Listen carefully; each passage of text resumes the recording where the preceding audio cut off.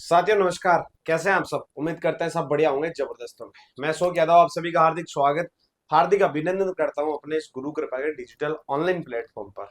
तो दोस्तों, जैसा कि मैंने एक नया वीडियो डाला था और वीडियो में बताया था कि नेवी के अंदर एक नई वैकेंसी आई है, फायरमैन फायर ड्राइवर की वैकेंसी। काफी अच्छी मात्रा में पोस्ट थी और उसके बारे में हम डिटेल में वीडियो डाला, तो उसका आपने बहुत ज्यादा प्यार दिया, तो आप सभी का बहुत बहुत धन्यवाद।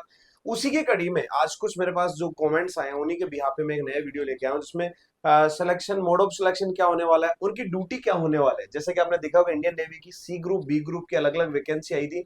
सिविलियन स्टाफ की जो वैकेंसी आई थी उसके बारे में हम बात करेंगे, जिसमें बी ग्रुप में थे। उसके अलावा सी ग्रुप जो हमारा फायरमैन और फायर ड्राइवर, दो वैकेंसी आई थी। 58 पोस्टें जो हमारी थी वो ड्राइवर की, और 444 पोस्टें थी हमारी फायरमैन की, जिसके बारे में डिटेल वीडियो हमने डाला था। तो उसी के बारे में एक कड़ी आगे हम चलेंगे, तो उसके बारे में हम बात करने वाले हैं आज कि मोड ऑफ सिलेक्शन क्या होने वाला है, कि कैसे किस तरीके सिलेक्शन पर क्या। हालांकि बेसिक हमने बता दी, लेकिन थोड़ा सा एडवांस लेके आज चलेंगे। सिलेबस के बारे में महत्वपूर्ण चर्चा आज होने वाली है कि सिलेबस क्या है, क्या फायर का सिलेबस आएगा नहीं आएगा, अगर आएगा तो कितना आएगा, नहीं आएगा तो उसके अलावा क्या क्या आने वाला है, तैयारी हम कहाँ से करें, कैसे करें। उसके अलावा जो फायरमैन है और फायर ड्राइवर, उनकी सेपरेट ड्यूटी पॉइंट क्या होंगे, किस तरीके से ड्यूटी होगी, उनकी जिम्मेदारियां क्या क्या होंगी, इसके बारे में जो आज कंप्लीट आप सभी के बीच में बताने वाला हूं। तो वीडियो को लास्ट तक अवश्य देखना है, जरूर महत्वपूर्ण इंपोर्टेंट आप सभी के लिए जो है एक जानकारी मैं लेकर आया हूं। तो वीडियो को लास्ट तक देखें और अपने साथियों के साथ इस वीडियो को शेयर करें और चैनल को सब्सक्राइब करके अपना प्यार जरूर लुटाएं। तो चलिए शुरू करते हैं। तो दोस्तों, आपने देखा होगा नेवी के इस तरीके से ऑफिशियल नोटिफिकेशन हमने आप सभी को भेज भी दिया था और आपने डाउनलोड भी कर लिया होगा।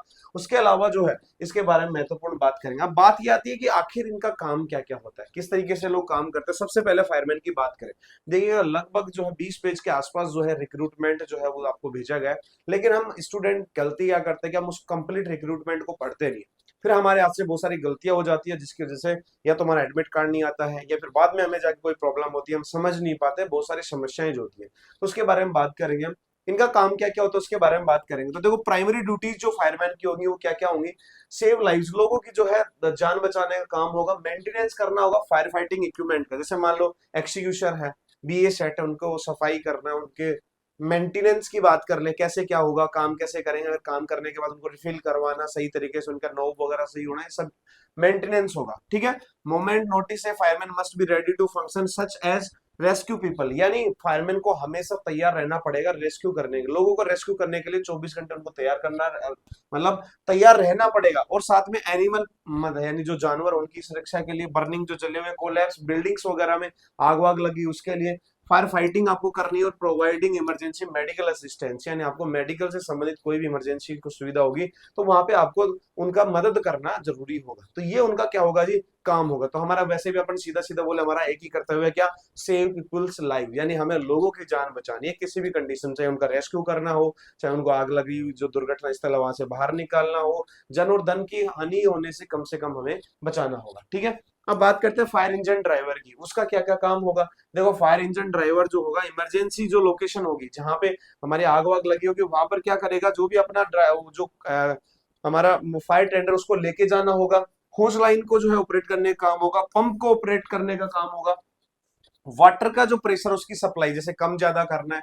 फायरमैन जो होता है वो लास्ट हिस्से में फायर फाइटिंग करता है, पंप के पास कौन रहता है, फायर ड्राइवर रहता है, उसको मेंटेन करना होगा। ठीक है। एडिशनल वाटर सप्लाई लाइन से उनकी अगर जरूरत है उसके बारे में उसको सोचना होगा। और भी जो अगर इंजन से रिलेटेड कोई दिक्कत आ रही है, कैलकुलेट करना है वाटर कहाँ से क्या होगा, मॉनिटर वाटर का अवेलेबिलिटी होगी, नोजल रिप्लेसमेंट करना है, हटाना है, लेना है, देना, उसके बारे में, स्ट्रीम पाइप्स के बारे में, ठीक है, हाइड्रेंट्स वगैरह के बारे में, ठीक है, वाटर सप्लाईज कहाँ से होगा, फोम सप्लाईज, ये सब सारी जो चीजें हैं वो किसके अंडर रहती हैं, इंजन ड्राइवर के अंदर रहती है। ठीक है। आप इसमें देखेंगे तो रूटीन रिपेयर्स, मेंटेनेंस रहेगा, किसका, इमरजेंसी इक्विपमेंट का रहेगा। ठीक है। उसके अलावा फायर का जो ट्रक है उसको चलाना होगा, उसको अच्छे तरीके से उसका मेंटेनेंस करना रहेगा, रेस्क्यू ऑपरेशन में पार्टिसिपेट करना रहेगा, मेडिकल जो कंडीशन अगर ऐसी कोई आती है वहां पे उनको भी सर्व करने की ड्यूटी रहेगी। ये सब सारी चीजें रिक्वायर्ड होती है फायर इंजन, यानी अगर ऑफिशियली देखे तो फायर ड्राइवर का जो काम हो कहीं ना कहीं फायरमैन से थोड़ा सा ज्यादा होगा, क्योंकि उसको अपना फायर टेंडर भी संभालना है, बाकी सारे काम भी करना है, सारी चीजों का ध्यान रखना है, मेंटेनेंस करना है,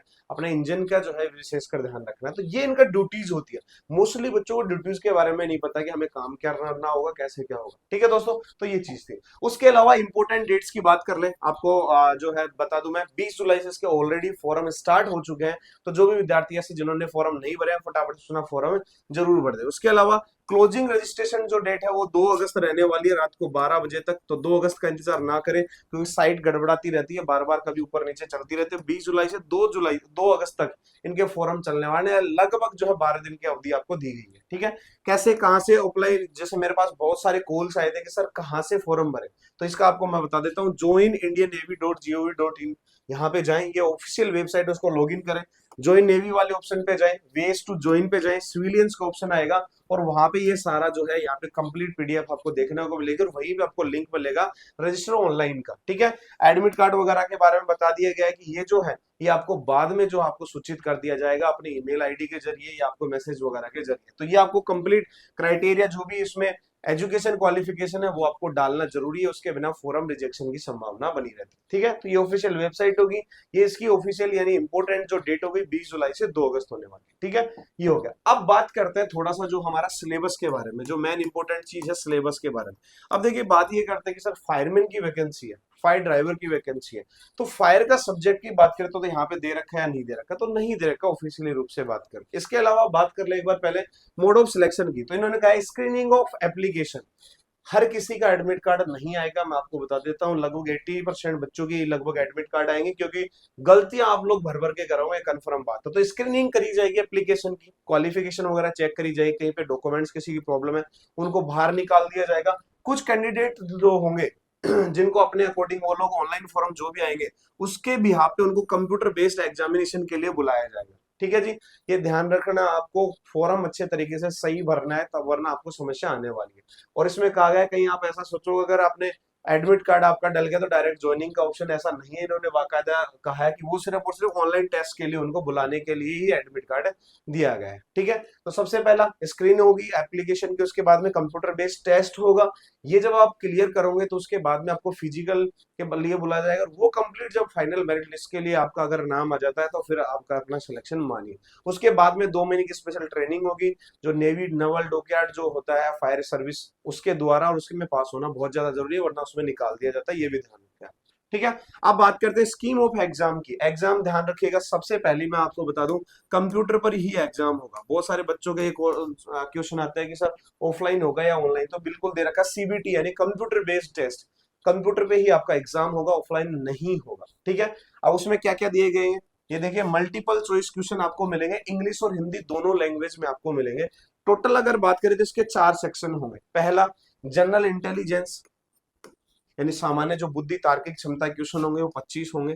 जनरल अवेयरनेस, आज की डेट में क्या चल रहा है बाहर, वो सब सारी चीजें 25 क्वेश्चन उसके होंगे, 25 मार्क्स के। क्वांटिटेटिव एप्टीट्यूड, थोड़ा सा अर्थमेटिक की तरफ जाएंगे, 25 क्वेश्चन, और इंग्लिश लैंग्वेज से संबंधित 25 क्वेश्चन। टोटल क्वेश्चन यहाँ पे होने वाले हैं 100, और आपको टाइम मिलने वाला है 90, यानी 90 मिनट की अगर बात करें तो लगभग 60 + 3 यानी 30 यानी 1.5 घंटा आपको मिलने वाला है। तो एक क्वेश्चन का 1 मिनट से भी आपको कम समय यहाँ पे मिलने वाला है, तो थोड़ा सा आपको फास्ट चलना होगा।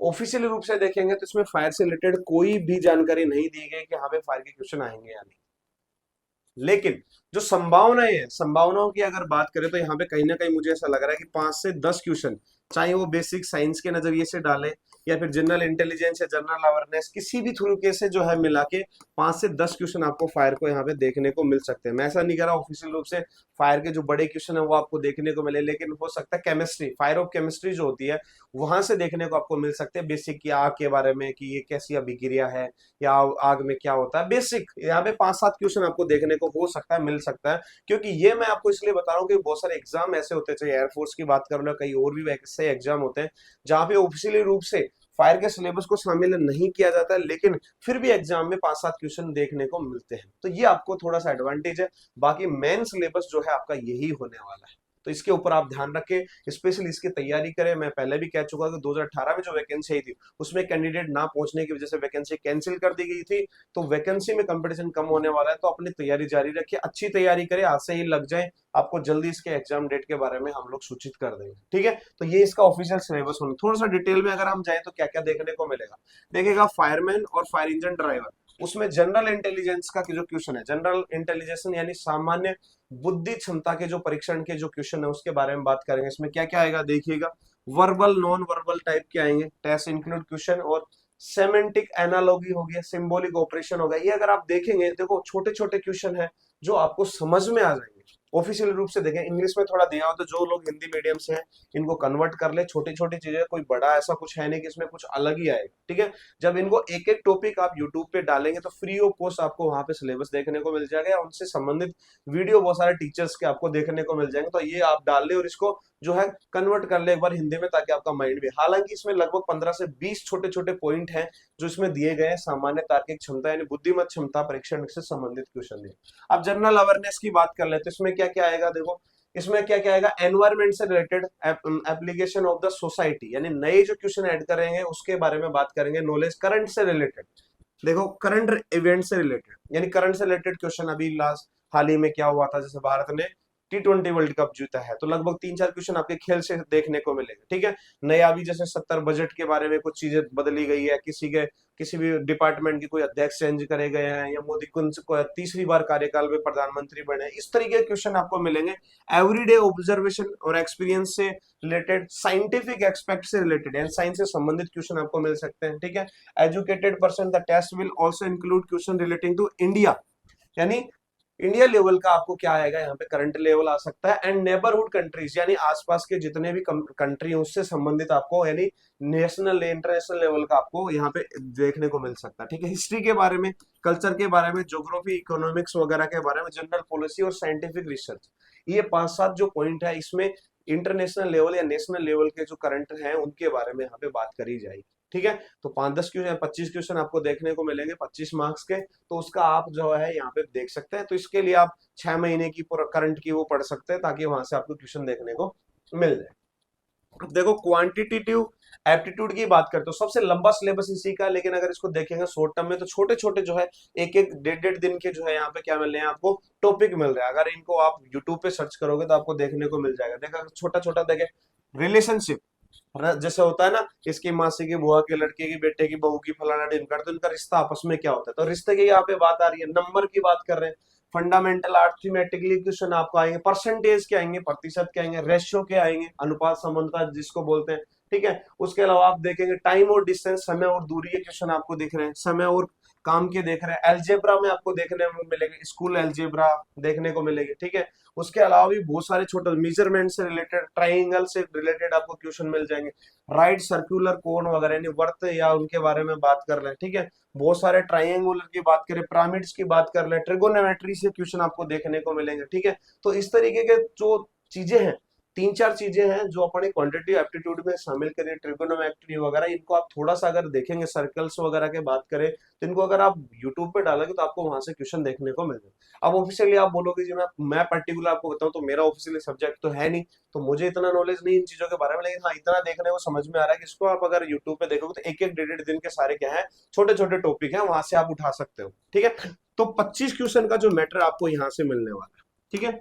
उसके बारे में सबसे लास्ट में अगर बात करते हैं इंग्लिश लैंग्वेज, इंग्लिश जो लैंग्वेज है वहां से भी पूरे पूरे 25 क्वेश्चन जो है वो देखने को मिलेंगे। और कहीं ना कहीं देखो सेंट्रल से रिलेटेड जितनी वैकेंसी होती है, एयरफोर्स हो गया, नेवी हो गया, एसएससी वगैरह, इंग्लिश का बहुत बड़ा मैटर यहाँ पे आता है, तो उसी के रिलेटेड यहाँ पे देखा। स्पॉट द एरर, गलतियां के बारे में बात करना है। Fill in the blank, a an the जो वगैरह होते हैं उसके बारे में। सिनोनिम्स, एंटोनिम्स की बात कर रहे हैं। स्पेलिंग आपको सही भरनी है उसकी बात कर लेते हैं, ठीक है। वन वर्ड जो होते हैं उसकी आ रही है, ठीक है। सब्स्टिट्यूशन की बात कर रहे हैं, रिप्लेसमेंट जो होता है उसके बारे में। सेंटेंस को सही करना है। एक्टिव पैसिव वॉइस जो होते हैं, वर्ब्स वगैरह भरनी है, ठीक है। डायरेक्ट और इनडायरेक्ट नरेशन में यहाँ पे देखने को मिलेंगे, ठीक है। सप्लिंग ऑफ सेंटेंस पार्ट, यानी पूरा जो सेंटेंस दिया उसको आगे पीछे तोड़ मरोड़ के सही करना है, ठीक है। पैसेज के बारे में बात कर रहे हैं, ठीक है। ये सारी चीजें, यानी इसमें ज्यादा मैटर यहाँ पे भी नहीं, 8 से 10 टॉपिक आपको देखने को मिले।